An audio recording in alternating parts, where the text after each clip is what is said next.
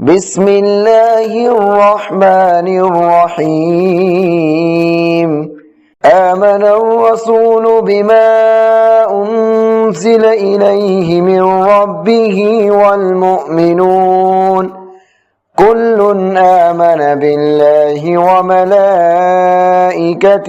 وكتبه ورسله لا نفرق بين أحد من رسله وقالوا سمعنا وأطعنا غفرانك ربنا وإليك المصير لا يكلف الله نفسا إلا وسعها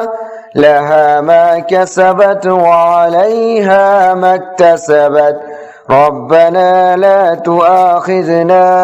إن نسينا أو أخطأنا ربنا ولا تحمل علينا إصرا كما حملته على الذين من قبلنا